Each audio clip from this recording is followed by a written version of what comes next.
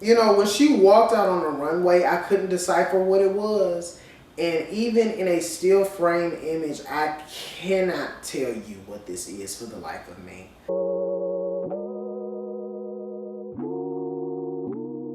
Hey y'all, it is your friend Jez Javante, the Hollywood hero, back again to talk about one of my favorite shows in the world, RuPaul's Drag Race. If y'all haven't seen it already, I already did a recap / review / critique of episodes 1 and 2. You can look down below if y'all haven't seen it already. But on this video, we will be talking about episode 3. We had a little snow day here in Houston, so you know, might as well use the time while I got it, baby. Before we get into the things, y'all know what y'all need to do. Like, comment, subscribe, do all the YouTube stuff. Y'all not new to this, y'all are true to this. Okay, so let's get into it. Now, I realized after I uploaded it, I did not get into the results of the last 2 episodes at all. So they are as follows. Acacia Forgot and Hormona Lisa were both in the bottom. Now, Hormona, I do agree, baby. I very much agree. That was rough. To quote Corey King once again, that was the longest minutes of my life. All love and peace to you, baby. And then as for Acacia, I feel like it was an undeserved bottom. Now, they lip synced to Yes and by Ariana Grande. Lovely, lovely lip sync song. I'm so glad that it was finally on Drag Race. Am I glad that it was used on these 2 people? Let's move on. Next, we have Lexi Love versus Crystal Envy for a top 2 lip sync to Alter Ego by Doechii featuring JT. I also am gagged that this is a lip sync song. I'm so glad we're finally starting to see more female rap songs on Drag Race. I kind of want to see a Nicki song on there. I want to see how they're going to do it. That's not, you know, bang bang. This lip sync, it was okay to me. I think Lexi did a good job. Crystal, I'm not sure what was going on with the slow build up to the duck walk. Maybe you do, and that's all that matters, okay? That is all that matters. But this is one thing I'm going to say. Everybody who goes on Drag Race, everybody who performs, quite honestly, it's okay to be a student of somebody or of a certain performance style, but develop your own so that you have your own unique moveset that you can pull out given any performance, quite honestly. And I'll just leave that at that. As for an elimination, there was none. Hormona was on her way out the door, but they introduced this new badonkadunk twist, which I actually really do like. I think it's kind of, you know, the chocolate bar of season 17, but it's not as convoluted to me. I think, you know, if you just pull the lever crunk and it's the wrong lever, then you go home.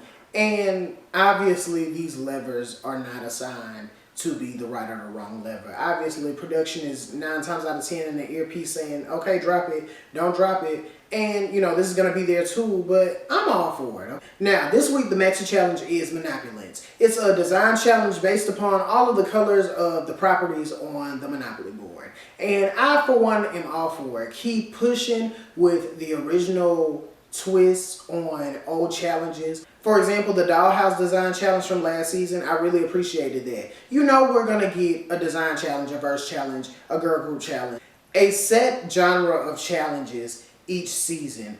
Keep spicing it up. I appreciate things like this. And so, without further ado, we're going to get into these looks, these designs, and see if the girls really fit the brief and if they have Monopulence, okay? First up on the docket today is going to be Miss Acacia Forgot. This dress, I do think is very beautiful. It gives me Shotgun Wedding, very Dolly Parton before Dollywood vibes, but after 9 to 5, you know what I'm saying? She got a little money, but it's not multi-millionaire money. This is really cute. Does it read opulent? Not at all to me. The pearls or the piercings, whatever they may be in her chesticle region, I do think that they cheapen the garment as a whole. Otherwise, this is cute. Second, we have Miss Arietti. This is opulent to me. This is Monopulent. accoutrements. She owns everything, including braided wigs. No, I'm kidding. But this is an elegantly constructed garment. I think that it gives you a little bit of hoochie with, you know, the chest part out, as well as a little cutout in the leg and a thigh slit, right? But it's not giving too much. It's not giving up the whole cow. Just a little cup of milk, you know what I'm saying? I think the accoutrements and the hair, those really add and sell the opulence of it all. And that is the brief, okay? The only thing that I am side-eyeing, again, is the braided wig. Very Arianka, not Arietti, but you know, that's what I'm gonna leave that at, okay? Third, we have Miss Crystal Envy. Correct. This is another very excellently constructed garment. I feel like she had a very specific point of view that she was going for when she was designing and drawing this out, and she definitely achieved it. I do think there are a couple embellishments that could have been done to make it just a little more opulent and sell that aspect. However, this is gorgeous, okay? This is stunning. Next, we have Miss Hormona Lisa. Correct. This is also a very elegantly constructed garment. She proportionized exactly the right way. Her curves hit at all the right angles, and the dress just hugs her magnificently. Is it opulent? To a degree, yes. But I do think there could have been a little more accoutrements added. I know that there was a little bit of rhinestone gate, but maybe one or two jewels here or there could have, you know, just boosted this up a little bit. But it definitely could have been a top for me, quite honestly. And this very much redeemed Hormona Lisa in my eyes, because to be honest, I was not seeing it for her after those first 2 episodes. But, you know, maybe she can stick around and show us a little bit more, okay? Next, we have Miss Jules Sparkles. This look, I'm kind of divided on it. I do think the ruching is a very good idea. I do appreciate the glove as well. It's very feminine to me. The cone bra kind of takes me out of the opulence illusion personally. And also, I'm not sure if it's the, you know, accoutrements that they were arguing over in the workroom or not, that she might have been missing a little bit of, or maybe she didn't necessarily piece it together like she thought it was coming together, if this makes sense. But there's just this very crooked line going all the way down her dress, and it's so distracting. It takes me completely out of the whole thing. But I do think there were a lot of good ideas here. A lot of good ideas. Next up, we have Miss J.O.E. Don't forget the Ella. She might be lurking around the corner, so you better not. This garment, it's not terrible to me. It's nowhere near as bad as I thought that it would turn out, which it sounds very rude. But the editing of the episode, her having a meltdown in the workroom as well, you know, you would have thought that she would have brought out something that looks just absolutely hideous. But this is fine. Does it deserve bottom? Maybe. I could see maybe bottom 3. Bottom 2. Still, yeah, maybe. But nowhere near as bad as I thought it would be. You go, Joella. Next up, we have Miss Corey King. Correct. When it comes to Corey, I'm not sure what the agenda was this episode. Because while this is not the most opulent garment in the world, I do think that it's simple but well constructed. Her body, as always, just looks absolutely magnificent. When you say Coke bottle, Corey King is the first picture that pops up, okay? Don't actually Google that. I don't know what that's going to look like, okay? Maybe there were a couple of things that could have made it more opulent, but I think the fascinator on the hair As well as she's the only girl that I can really say that wore a handbag or some type of like clutch or a pocketbook, which also screams opulent to me. I don't know one rich bitch who walking around with, near a pocketbook or nothing to hold her things. But this was a very high safe for me. I liked it. Next up, we have Miss Lingerie. This look I would actually describe as very opulent. I do think she could have used maybe a couple of more accoutrements here or there, but not even too many. Because y'all know what they say, money talks, but wealth whispers, okay?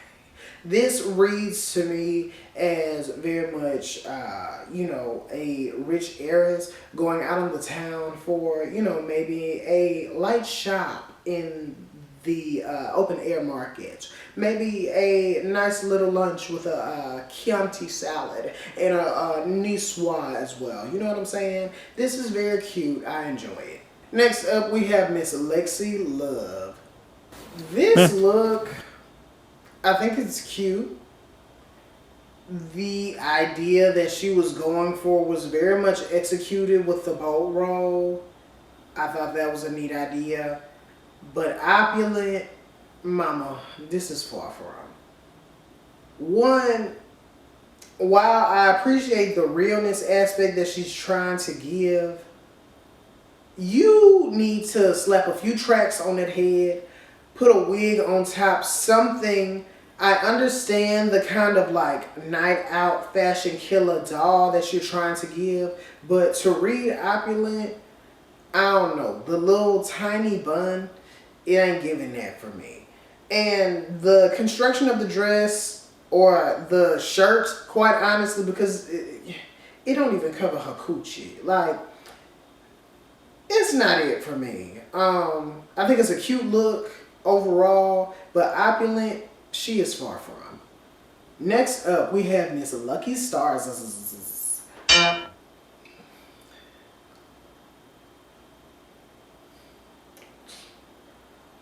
Whew. This is rough. And I'm trying to be as nice as possible. This is very rough. The makeup is, not traditional for Lucky. The outfit is, goodness. And I can see there may have been a concept of maybe like a hoop skirt or like a reverse ball gown. It's just nothing that she wanted to give came through at all here. Let's just move on, y'all. Next up, we have Miss Lydia B. Collins. What is this, honey? Quite literally, what is this? When she walked out on the runway, I couldn't decipher what it was. And even in a still frame image, I cannot tell you what this is for the life of me. This very easily should have been the bottom. That's why I was so conflicted when it came to Joella being bottom 2. I easily think this, as well as the other bottom that we're going to get into later, I easily think this should have been the bottom 2. I cannot find anything redeeming about this outfit, simply because I can't find anything about it, quite honestly.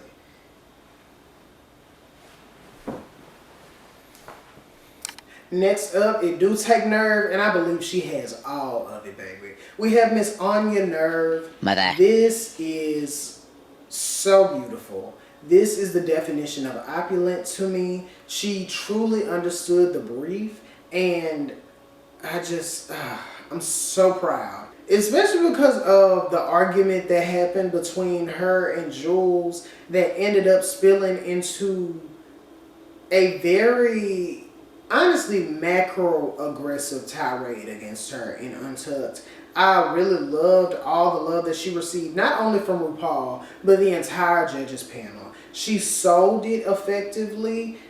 I think she constructed it very well. They say it was simple. It is, a simple tube dress, but it fits well. You know, unfortunately, what people don't understand is, you know, the clothes don't make the man or the woman or the drag queen, okay? And it just, she absolutely sold it. She is giving me a high priestess of Oz tease, okay? Maybe I'm still a little wicked brained. I love it. And I love that she's on the girls' nerves, okay?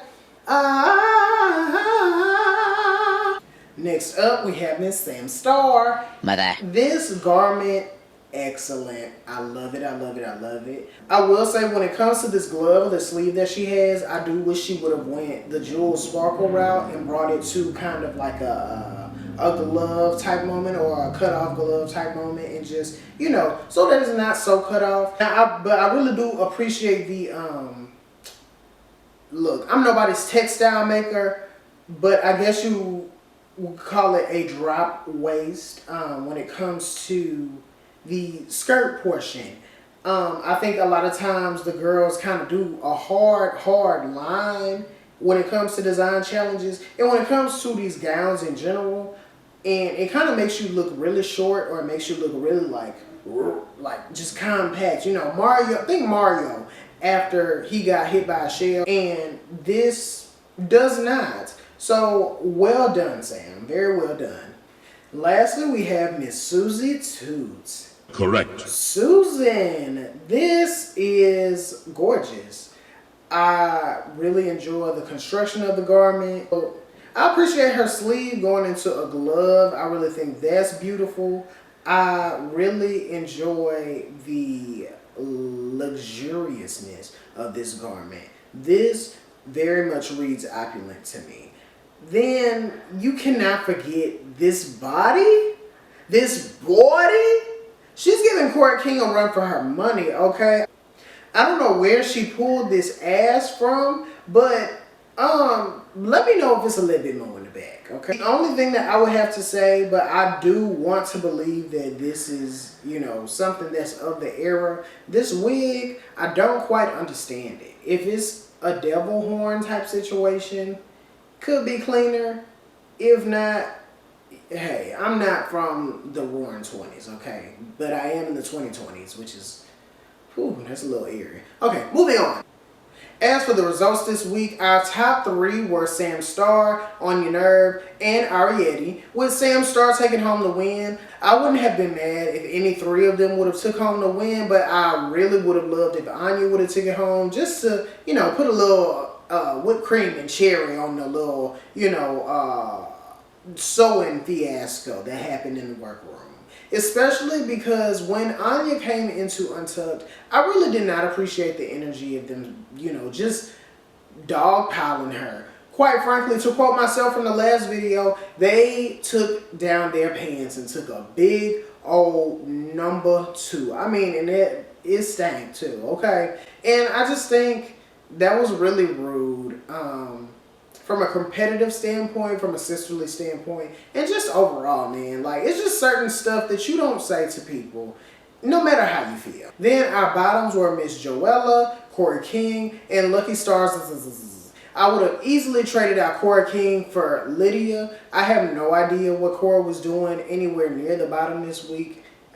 Look, that's Rupaul's choice, I guess, but I didn't agree with it. The bottom two of Lucky Stars and Joella then lip sync to Paula Abdul's The Way That You Love Me. I've never heard this song before, but Drag Race is good for putting me onto a nasty 80s bop. And this is alright. I like Paula Abdul. But Joella, I do think she did a good job. She really held her own. I was really shocked at Lucky. I do think that her nerves really got the best of her on every aspect of this episode. I hope that this does not affect her determination or her self-worth or her perspective on her artistry negatively in any way. Because I really did want Lucky to go so much further.